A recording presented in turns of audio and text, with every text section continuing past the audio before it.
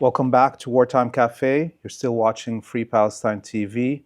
I ask you to press the subscribe button before we continue with this episode and to go to our website, freepalestine.video, to donate so we can continue bringing you this content.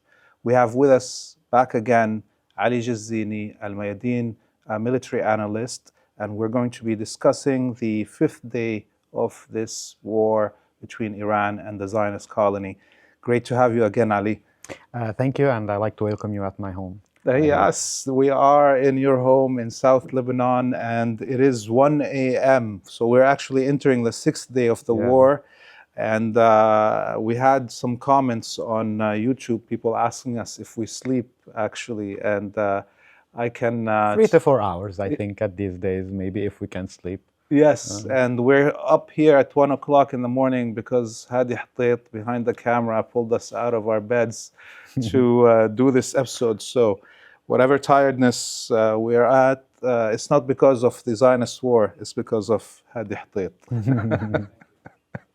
So Ali, seriously, we had the first day of the war and we spoke then in Wartime Cafe. Not much was clear to anybody about where this war was going, how was the performance of both of the parties in this war. Now there's much more things that are clearer to us, so let's delve into it immediately. So from what we can notice, we made a few predictions earlier when we made the last episode, is that the type of the Israeli operation, which involved a lot of the use of FPV, quadcopter drones, or maybe like even drones for espionage that are either like hexacopters or quadcopters, mostly Mossad assets to create certain gaps. Mostly they use the shock and awe effect by trying to kill and bombard the Iranian leadership, which has been replaced swiftly by the Ayatollah Sayyid al-Khamenei. Point is that yes, we did actually see the effects of the first strike that the Israelis managed to commit by, of course, breaking international law, attacking unprovokedly Iran, a sovereign state, so on and so forth. They had the advantage in the first day.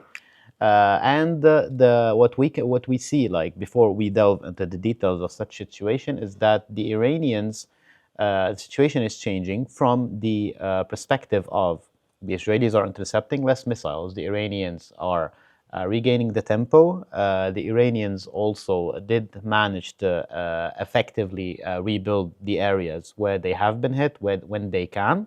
The battle is still ongoing, and as the battle progresses, the possibility of the U.S. intervening becomes higher and higher.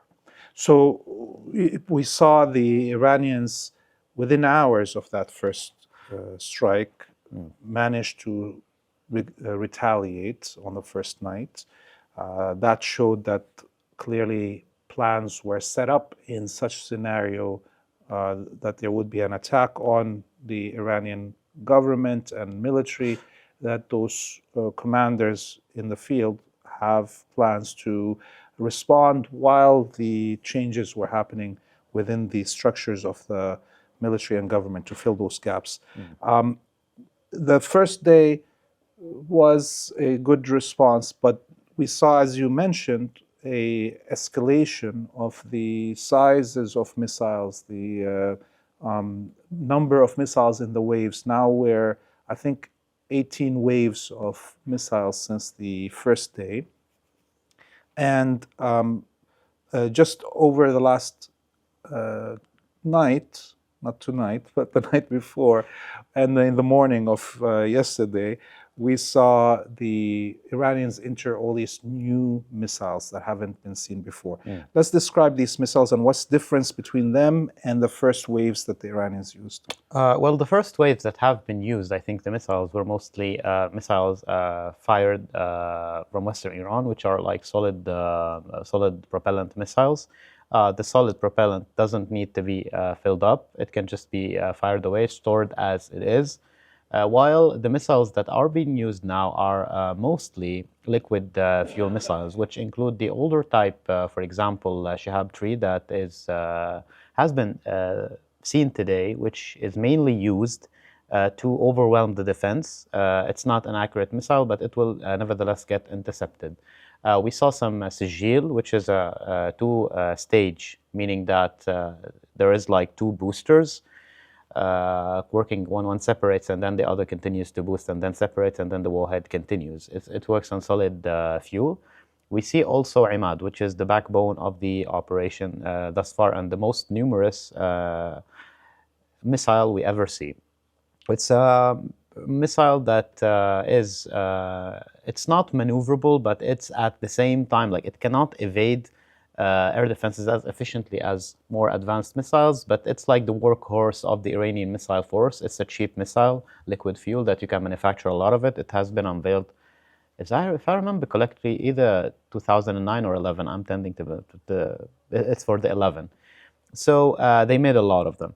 Also, there are the Fattah missile, which is the hypersonic maneuvering warhead missile, the maneuvering vehicle, which has booster on its back with thrust control vectoring. So the booster on the back of the warhead, we're not talking about the missile. We have the boosting body that separates, and then afterwards, the warhead has its booster, and then it changes direction behind.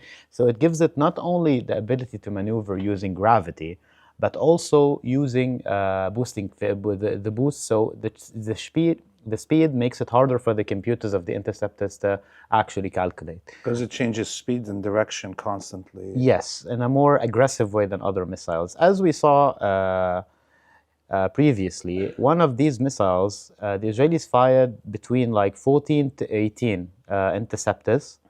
And we're talking about Arrow, Hist, and the THAAD, not the regular Iron Dome little things. Probably we couldn't see the THAAD that because it intercepts in the. Maybe they even fired even more. That's why I'm saying even more, because the ones that they tried to intercept probably earlier, we didn't see. It's higher in the atmosphere, or we couldn't judge if it was at this missile or otherwise. No, we did see the David Sling, for instance, that was trying to fire so many missiles to intercept it, but it just keeps evading and keeps going. It's a very hard missile to intercept.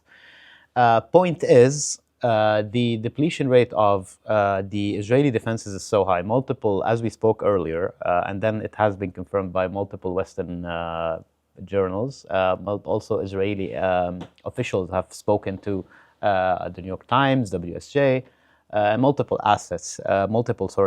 newspapers about the fact that they are all assets, so you didn't make a big mistake. The point is, it is a reality, and despite that, like judging from here, you could see actually a U.S. destroyer or a vessel that's firing SM-3s or SM-6s from the sea earlier in the early waves.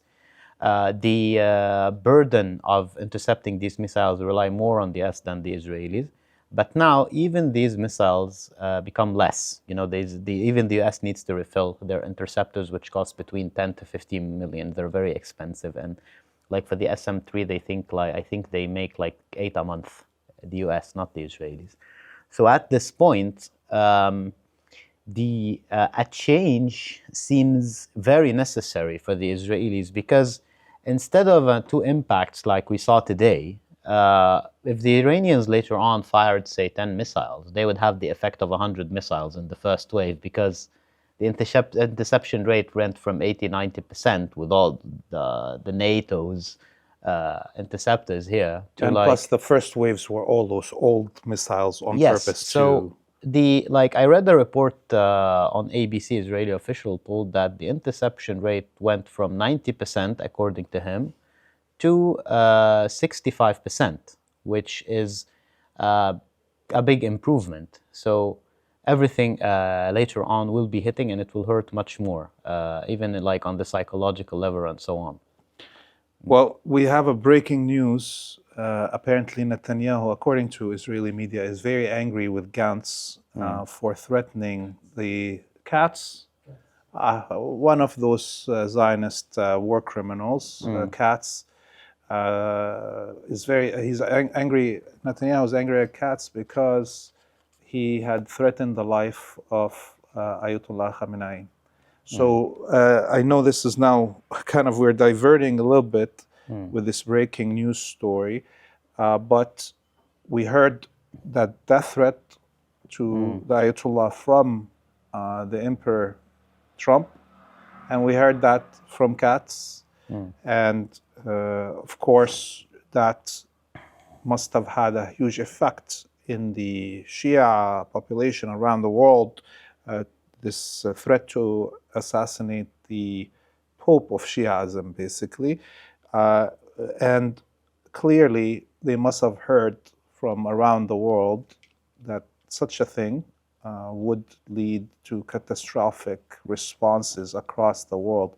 I think we heard the President Putin today, even when asked about the question, he said, I don't even want to think about what could happen. It's like killing Pope Kirill for the Russians, for instance, in Moscow. It's actually, it's not shocking, since they're, literally they have no morals in this.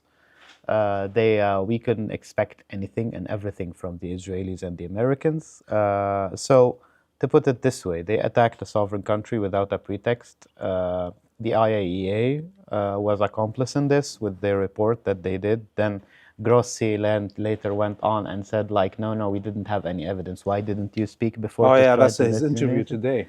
Yeah, that was a scandal, and the Iranians said they're gonna later on have a talk with him. Point is, it's like just the point here is actually the Iranian government announced that they will be suing Grossi for his collaboration with the Israelis and for not condemning the threats and attacks on Iranian nuclear sites. So this is the first time we'd ever see something like this, but I think obviously... Yeah, he's probably aiming to be the UN Secretary General at later on. That's how it works there. Well, he has to compete with the Greens, German Greens lady. What's her name? I can't remember. She was the Foreign Affairs Minister. She's now the Secretary General of the UN, the General Assembly. No, the point is that has not been a point in history where international law, so-called international law, has been bent so hard just for the sake of the Israelis. It's non-existent. Like, everybody says it's non-existent, but no. At this point in time, I think countries, not Western countries, and so on, will just ignore the UN later on. It's just a dead institution at this point, and it's not just about the Israeli aggression. It's about France, Britain, and Germany endorsing such illegal action, unprovoked attacks, and the Prime Minister of Germany saying like Israel is doing our dirty work for us. It's openly. Like that's the silent part where you should stay silent. But no, I'm glad they actually started speaking like this. The Bild editor-in-chief, I think, Germany, just called the international law as non-existent, kind of very, very Nazi overtone to that speech, and in the sense that he was kind of calling for its dismantlement, and very, very speeches reminiscent of the 30s. Yeah, actually. and saying that it doesn't apply to Israel. Yeah. It just reminds you of that's a really funny part about them. They invented this, and when it doesn't work for them, it be like that. Point is, going back to our main subject. The missiles. Yes. Yeah, the missiles, and before the attack, which bent every international rule and so on. At this point, even the U.S. intervention will be completely illegal. It will dispel the doom of the whole international system regarding that, and not only that, it's killing also the La Samahallah, God forbid, the head of the Shia community in the world. That's something unheard of. It never happened in history.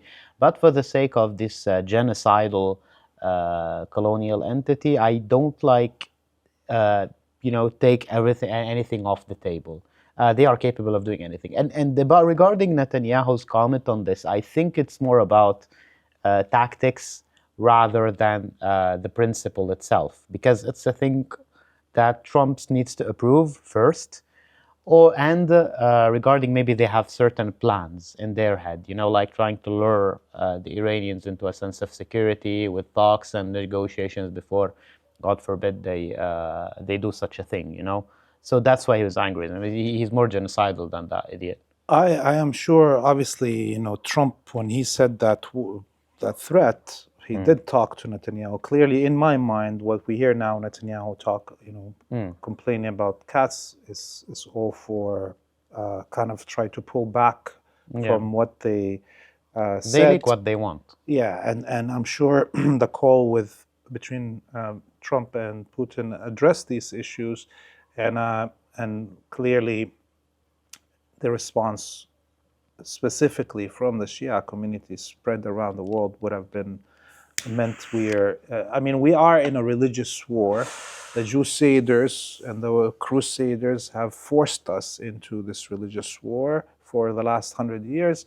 But if they would have done such a stupid thing as to, la samahallah, assassinate Ayatollah, no Jewish house of worship or Jewish organization would have been safe anywhere on this planet. It's like, it puts it in another perspective, announcing it as a holy Jewish war. That's the last stroke at announcing it like that. But it's more the realities that they're trying to impose, and it shouldn't scare anyone or take anyone's will to fight.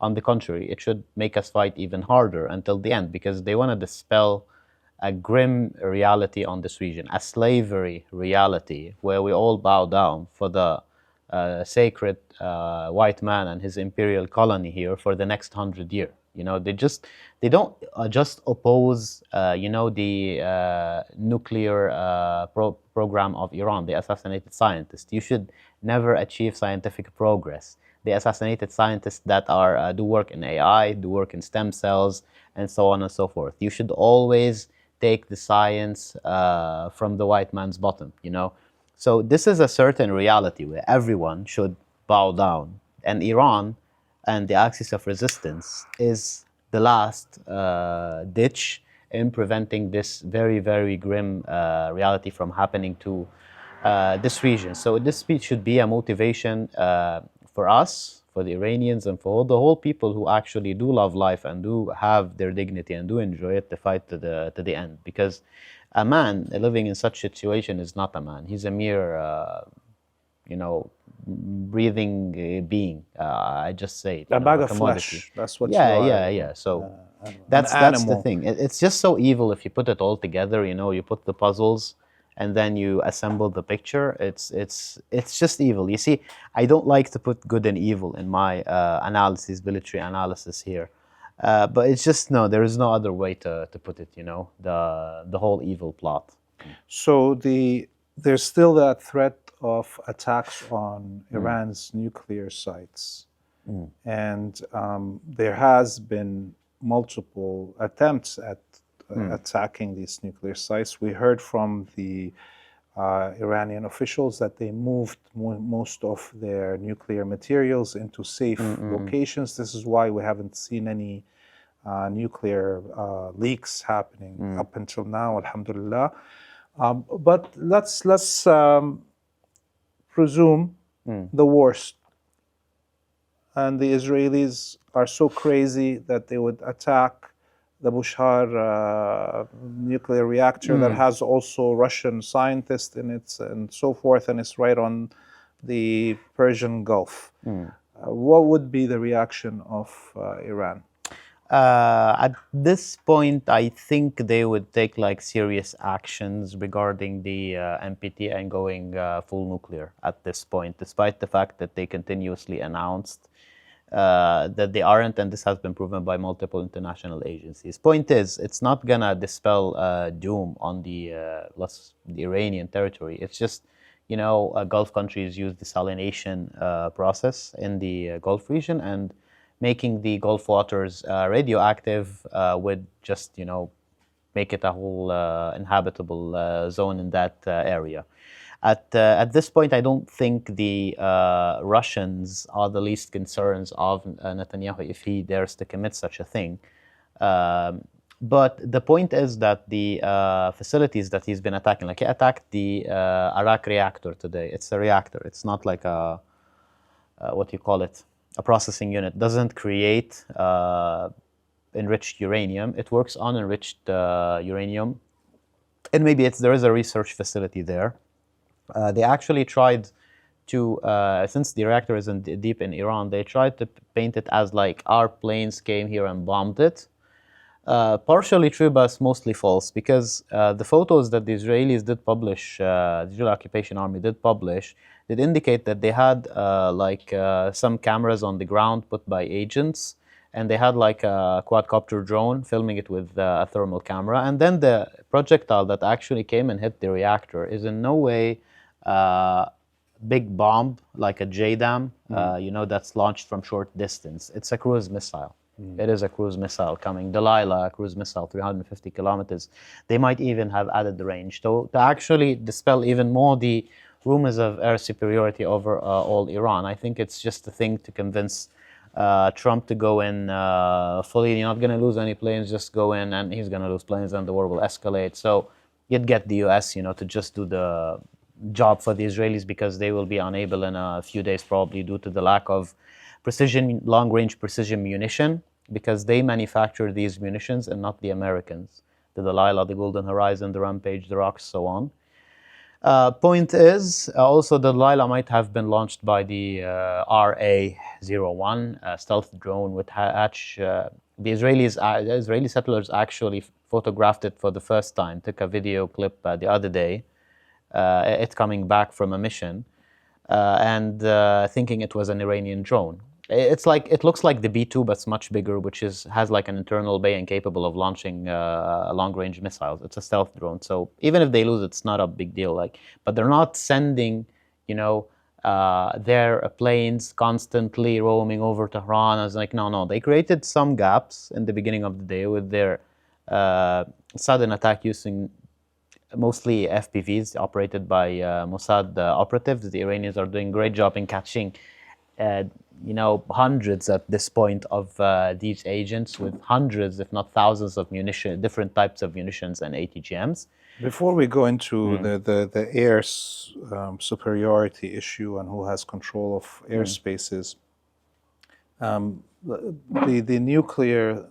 attacks on the nuclear sites, or the threats of them, have garnered responses from President Putin saying that this would be a grave action and violations. And we heard the Pakistanis, I don't know, at this moment I've heard so many different statements from the Pakistanis, it's not clear what their position on this. The North Koreans have made a statement also that sounds like they would be on the verge of joining such a war if there was an attack on a nuclear reactor. So can we kind of depend on an attack on a nuclear reactor that causes nuclear leaks will for sure bring in, we don't know who, what, but at least for sure will lead to other parties joining this war?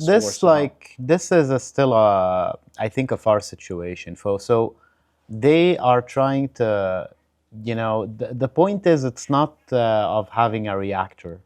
Like, you can have a reactor. A lot of countries do have reactors, but they don't have the ability to enrich uranium. So it doesn't, it's not essential for them, according to the goals they announced, to actually bomb the reactor. They might do it, they're terrorists. But they're mainly trying to take out the technology of making centrifuges and to enrich uranium. But I think this might come at a very, very late stage. People now, or other countries, are sitting on the porch. Mostly, even the Russians and the Chinese are trying to actually, stop this madness. I think if anybody should depend on a intervention from them, or maybe like support, I think it will come in a later stage, and in it the US might intervene, because the war is still seen now as only, despite it's an American war, but still seen between Israel and Iran. And I don't think even the Iranians, Putin even said that, like, the Iranians haven't asked for help still. And well, that's something that we could talk about. I watched that interview that's sitting with all those media that President Putin did. And I heard a few statements that, in my mind, they were not that positive, or I didn't accept those statements. One of those statements was that Iran didn't want the air defenses, when in reality Iran paid for S-400s and they were not delivered. I mean, it's really funny, yeah, because the Russians do actually bend over to the pressure from the Israelis. You can put it as a realpolitik geopolitics. I was actually one time in Russia, and then there was a Russian official trying to actually talk to us, as a journalist. I'm not gonna name that Russian official. Like just trying to touch, what's the concerns of the third world, or like maybe Arabs and Muslims because we're here. I told them consistency. You've never been consistent. Like, you don't accept people to be consistent with you, to actually just clap for you. If you're not ready to take a side, you're just putting one leg here and one leg there. Don't accept anyone to be loyal to you. He didn't reply, but that was the point. It's still a very pragmatic approach to international relations. They really want their sphere, Ukraine, Belarus, and so on, the pan-Slavic sphere, but they don't really want to lose Israel, since like it has also a lot of Russian speakers and so on. Based on the fact that the Iranians have ordered also the Su-35s for a very, very long time, and they haven't been delivered due to unknown reasons for 3-4 years. So the Russians say one thing, the Iranians say another thing, but like from most of the confirmed media, we can say that they have been paid for. Point is, about what President Putin said, it doesn't really matter, because even if you brought like the best air defenses, the Bakam trees, the S-400s, what so on, and you position them there, and then like the same operation happened, the same thing will happen. Iranian air defenses are not, you see, in medium tiers, they perform well. But point is, the same thing happened to the Russians with the same methods, and the Russian air defenses couldn't do anything about it. Those drone waves and those firing of long-range missiles from F-16s. Yeah, it's not a plane coming. It's like, even if you have S-400s, if you hit it with an FPV, what's gonna do about it? Fire a 10 meters missile at the FPV. It doesn't make any sense. So I don't understand, why he said that. I felt that it was trying to, extract Russia from the problem, make it look like they didn't add to this problem. And of course, I personally, I'm very glad that Iran depended on itself. Look at what happened to Syria with S-300 that they paid for, and they got packed up and taken back by the Russians without ever being used in Syria. So I'm glad that Iran is a nation that achieved this technological advancements by itself, and it doesn't need to depend on Russia. Yeah, the point is, the Russians actually, they shouldn't expect, alliances if they can't give any, And I'm not saying it because Iran does actually need help, but we're just discussing geopolitics here. If you want to be pragmatic... Well, the Su-37s would have made a huge difference, at least in an air fight. Yeah, definitely. To push away those F-16s and 15s back. Yeah, they can lob R-77s and R-37s from a very, very long distance from eastern Iran and prevent like any incursions from the... like they can lob missiles from the middle of the country to the west, So we're back to the air superiority issue. The Zionists keep on lying, claiming that they have full control of the airspace over Iran, when we know they are firing from Iraqi and or Azerbaijani airspace, and they're concentrating on the border. They can't. Iran has shut down right now already at least 4 or 5 F-35s and tens of Hermes 450, 950, and the other bigger drone, and I can't remember its name. Yeah, about the F-35, I don't know. I'm still waiting for the confirmation. It might be, what my theory is now, is that since the platform that is being used for deep strikes inside Iran is the RA-1 drone, which might have similar radio cross-section to the F-35, it might be F-35 or RA-1. So Point is, the Iranians have started showing even videos of them shooting down like big drones, like the Itan, Heron TP, or Which looks also like the MQ-9. Is that correct? it's the Hermes 900. But yeah, like the Heron TP, the Itan, does perform similar roles to the MQ-9. Point is that, of course, there will be disorganization of the first shock of the attack. It's like just somebody, you know, that's much smaller stature than you running at you from behind and started stabbing you. So you just need to actually take control of stuff. They cannot in any way, the Israelis, from like battle readiness, needed the control to keep controlling the skies through these drones or through airstrikes, especially in the most western parts of Iran. They cannot do that for a long time. That is also one of the reasons why Uncle Sam needs to come here very fast to save, Netanyahu from the big trouble he put himself in. So, in the point that ambushes will be started to laid down for drones, planes later on, and Iran is a very big country. Like, you can focus on certain, areas in the West, but like the Iranians will learn very fast how to deal with such threat, after they organize. And we can see also the results of that. So that's why it is essential for Netanyahu, because of the interceptors, because of he can't keep like operational control, and because he will run dry later on the longer range munitions. Those Golden Horizon. Yeah. I think he has like hundreds of them. Point is, you will need to go inside Iran at this point to lob cheaper munitions. And I really don't think they'll be able. That just one point also, when everybody speaks about F-35s, F-16s over Tehran, I need just one photo. Like, there are a lot of photos of other drones and assets and things. But just like one video with like a plane buzzing from Iran, nothing. I've been searching for days for any evidence suggesting that they are flying over Iranian cities. Nothing. Maybe they're like sneaking from corridors that they managed, to open in the West because it's a mountainous area, to open with the use of, their operatives. 90% of the AA losses in West Iran were due to operatives, Mossad operatives.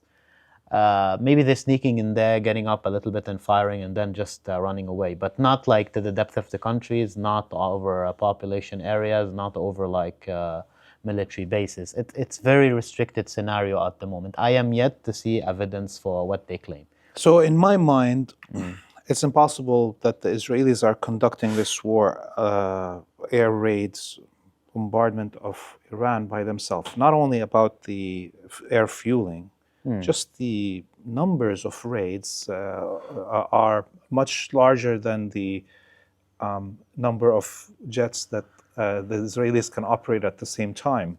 Half of that fleet is probably on the ground, while the other side half is up there. There might be British planes shooting Storm Shadows, or yes, and French. Americans. So let's presume the Americans come in. What are they going to bring into this battle other than what they're already using? Would it be the strategic bombers? It would be the numbers. It would be about the numbers. Like, instead, if the Israelis, as I told you, like 3 drones, big drones, have been shot down today, the Israelis have very limited number of these drones. Maybe 20 for one type and 25 for the other type. In 1 week, if they keep operating, they will have no drones this way.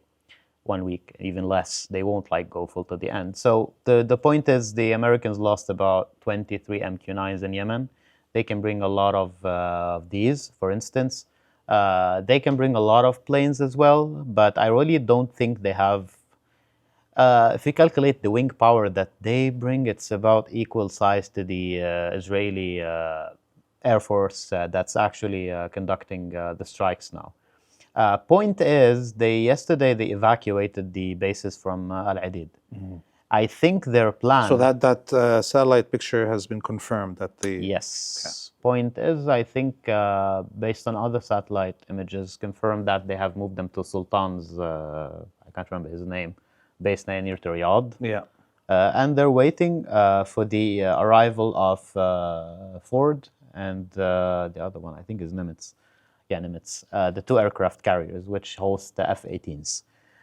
Point is also that's the logical thing is to wait, but it doesn't make any sense. Why would you start talking and bragging and like threatening Iran before the carriers are in place? So it indicates there might be some kind of trickery here, that they might even like launch from an attack from Saudi Arabia, which would be very, very, very dangerous for Saudi Arabia.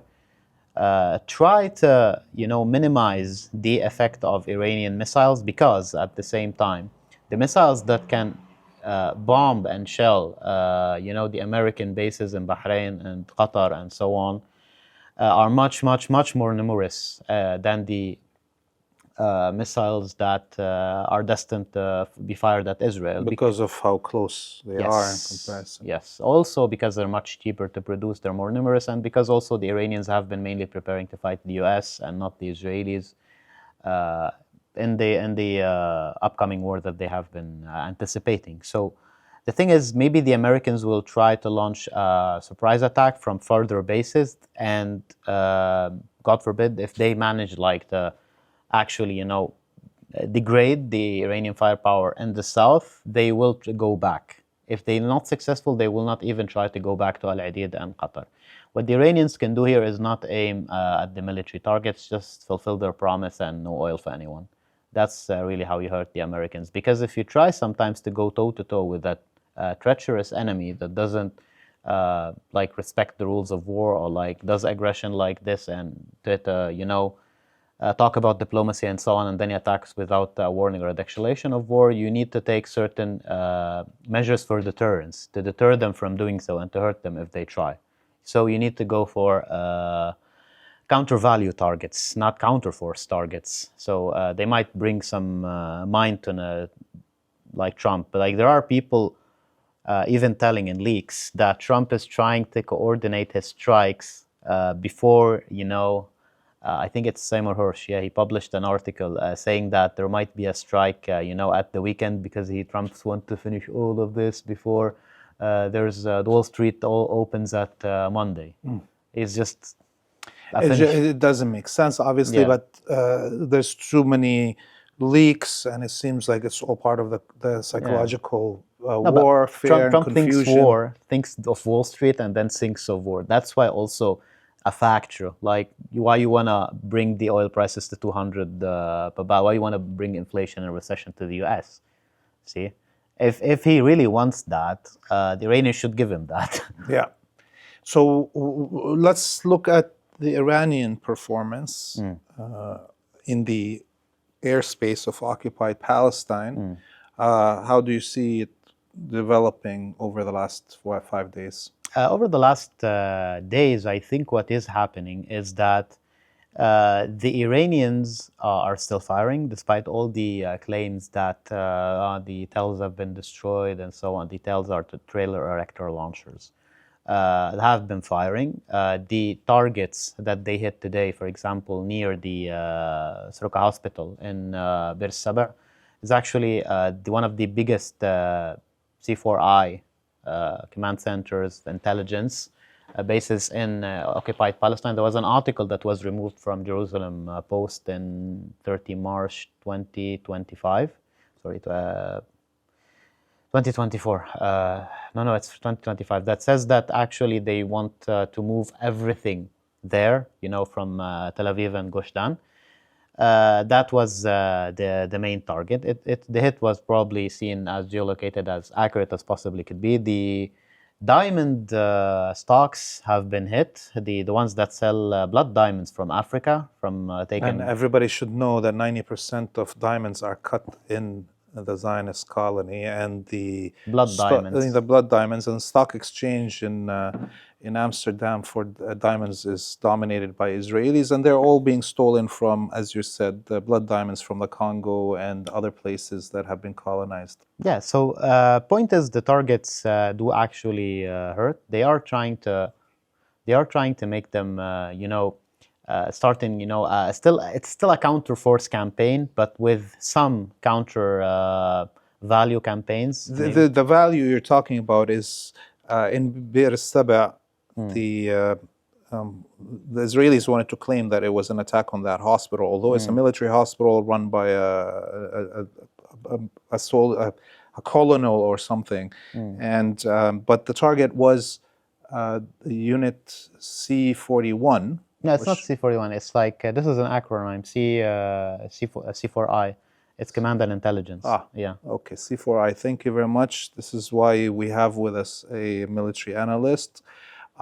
So this unit, what was their job, and what do you think the damage to them could have been? It's an intelligence complex.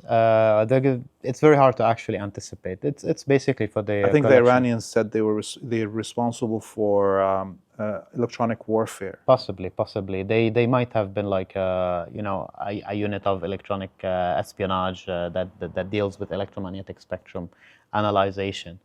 With telecommunication analyzation and things. They haven't like transferred every office there, but they were planning to transfer most of the Israeli intelligence to that area, to that complex area.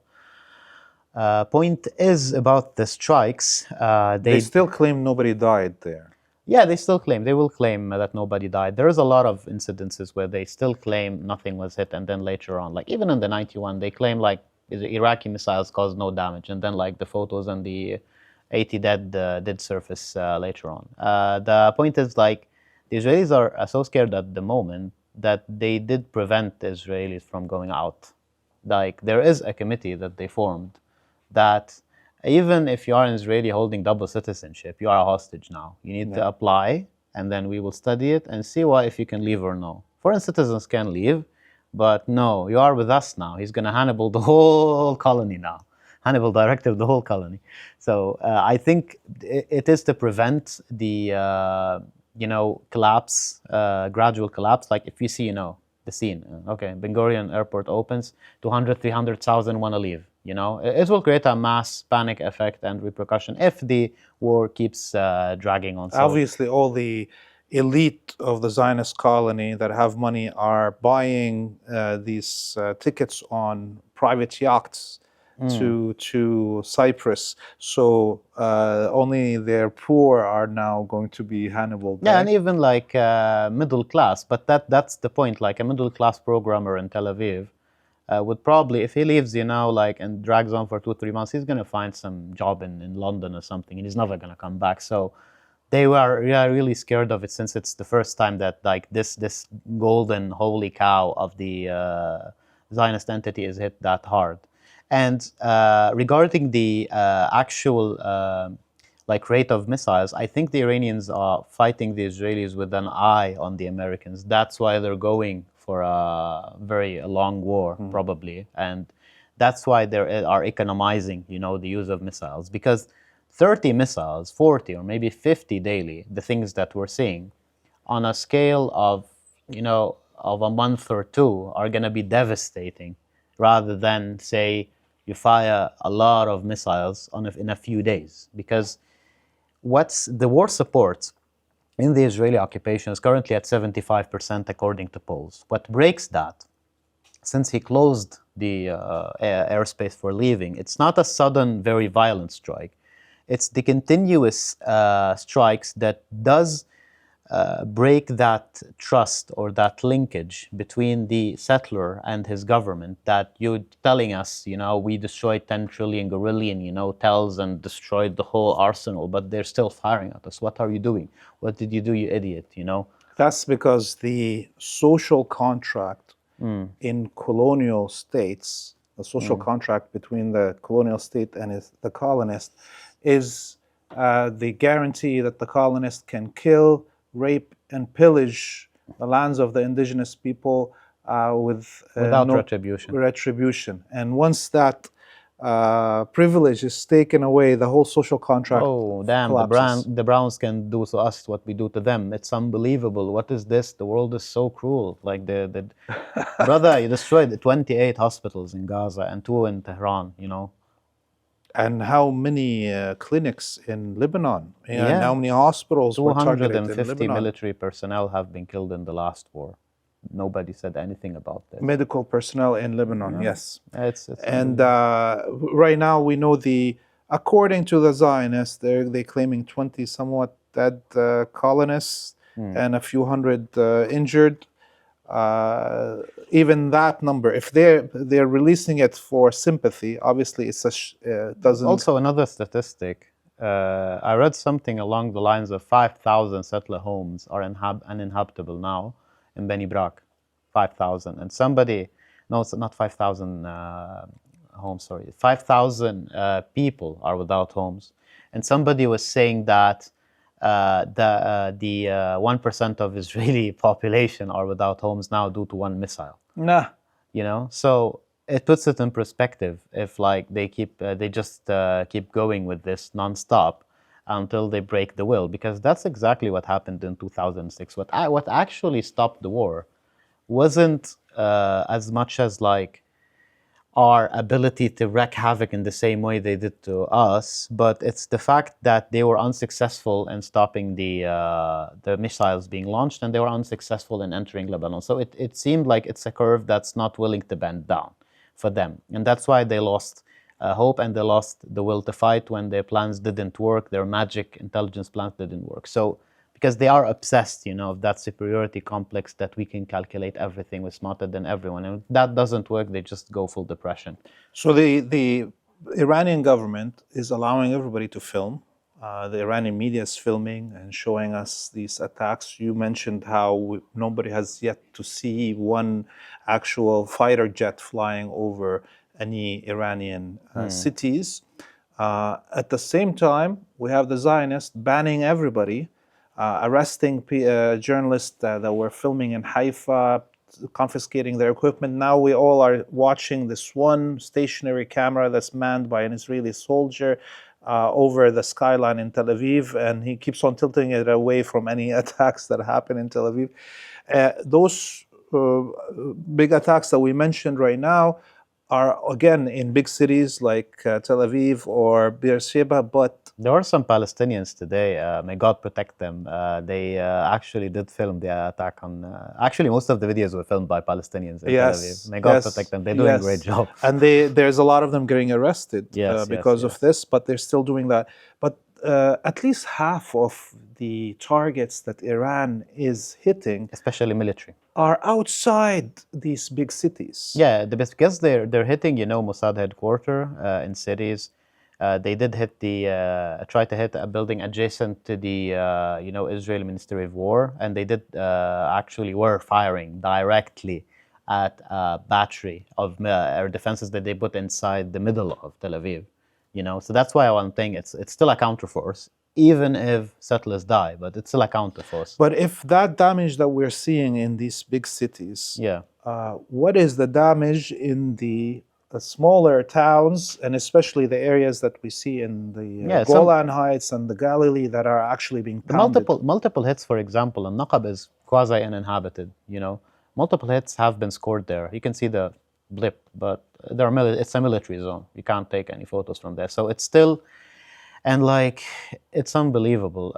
If you go like to public satellite imagery, it's literally 2 pixels in occupied Palestine. You can't make up anything of it. But if you go to, you know, the photos over Iran, it's literally, I'm not even trying to, you know, paint it. It's literally like that. You can see the tiles of you know, the Arak reactor, the tiles inside the building, you know, for how it's like precise. Yeah, I mean, it's been 20 somewhat months of this genocide and war in the whole region, and we haven't seen one goddamn satellite image of destruction in Israel. It seems like all these satellites.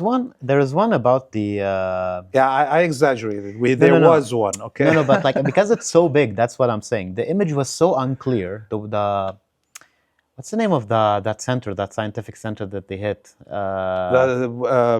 Wiseman Center. Yeah, the damage was so extensive that even with 2 pixels, you can say, oh, these 2 pixels are different. That's the thing. When the big missiles fire, you can actually see when you hit something that's significant. But when it comes to military targets like hardened bunkers and so on, damage can't be assessed from such satellite imagery. So the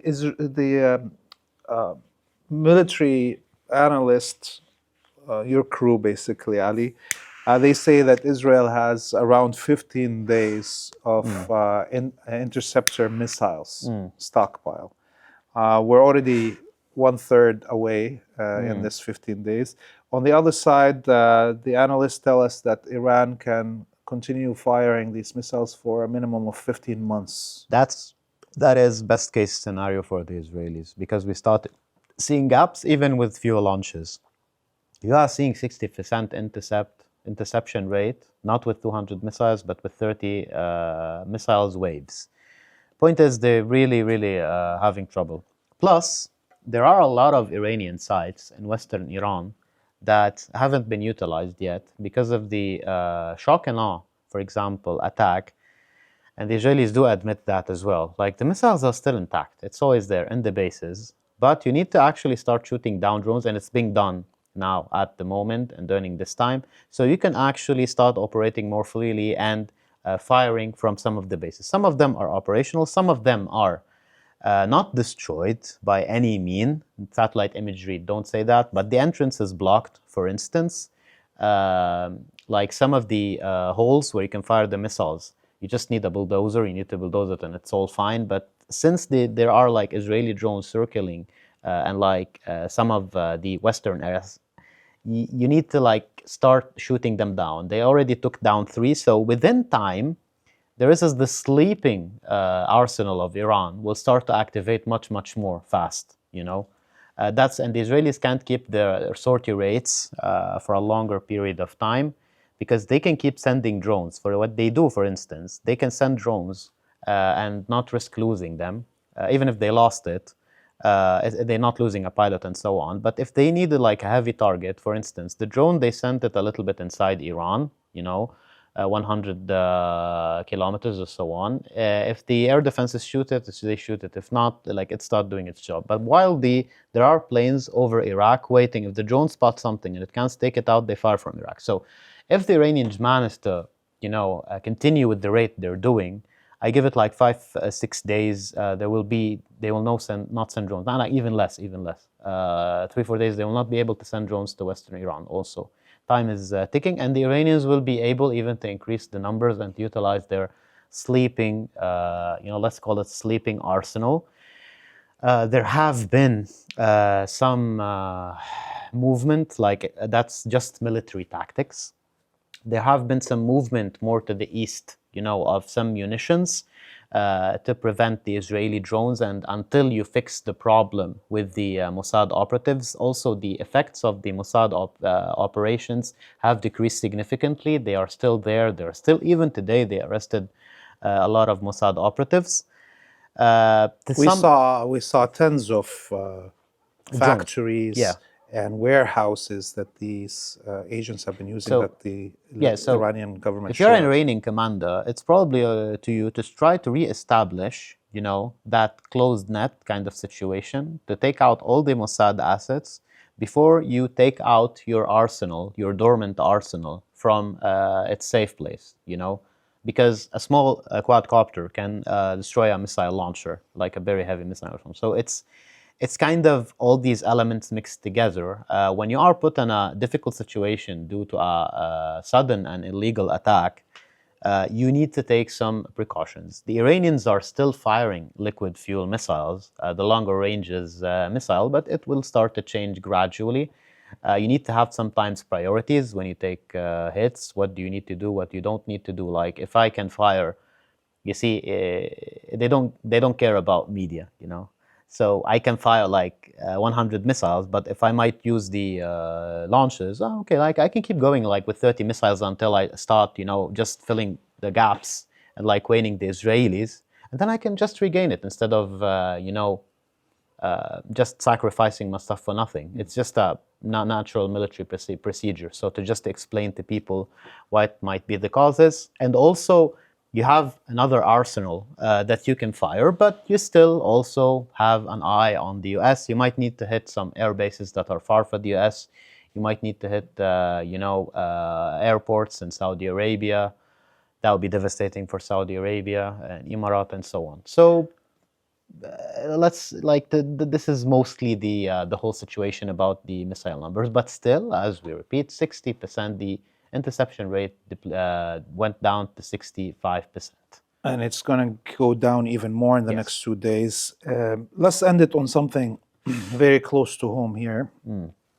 Just earlier in the day, a governor of Damascus, the imperial governor of Damascus, i.e. the American ambassador, made a public statement threatening Hezbollah if they dared to enter the war in solidarity with Iran. And then a few hours ago, we had a statement by Sheikh Naim al-Qasim, the new Secretary General of Hezbollah, saying that they have the right to, provide aid and solidarity to Iran if this war grows The way bigger. they see it fit. Yeah, that's his word. So let's imagine this situation. When would Hezbollah decide to do this? What moment it could?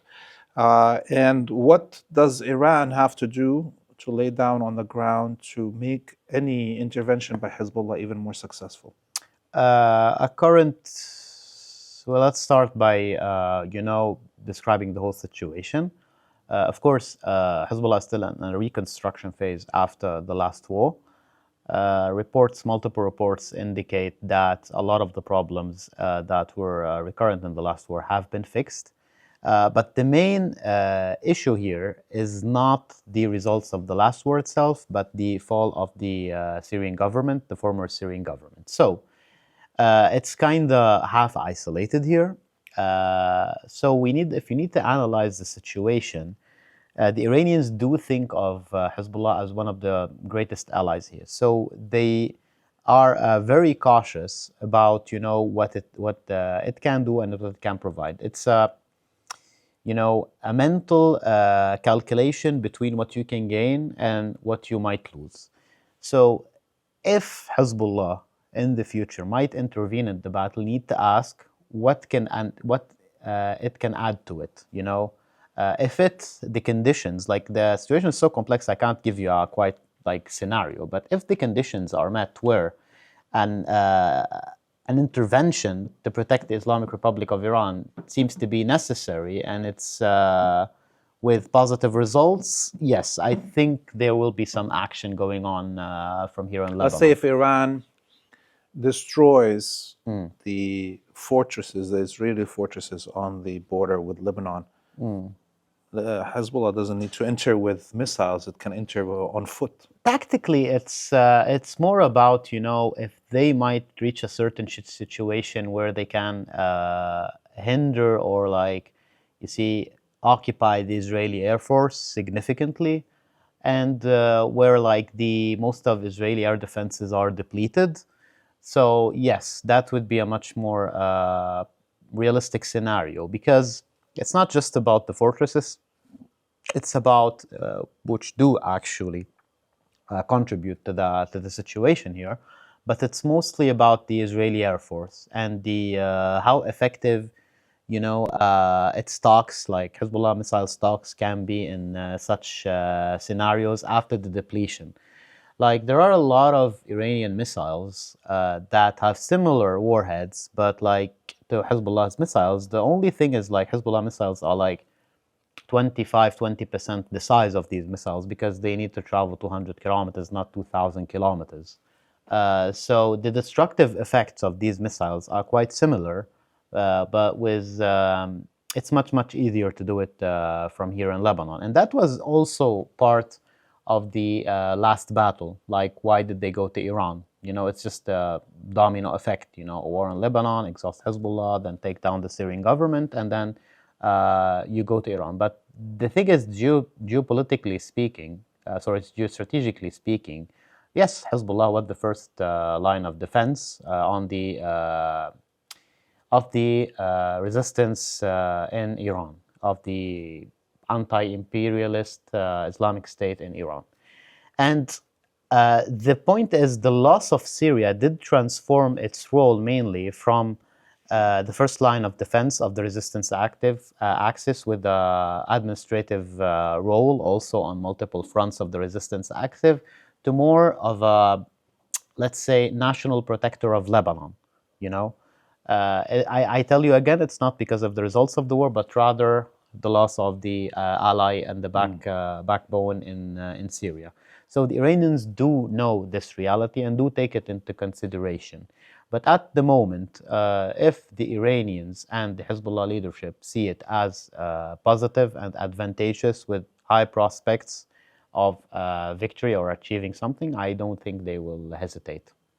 Well, I hope we see in the next few days more and more destruction of the Zionist colony and its power.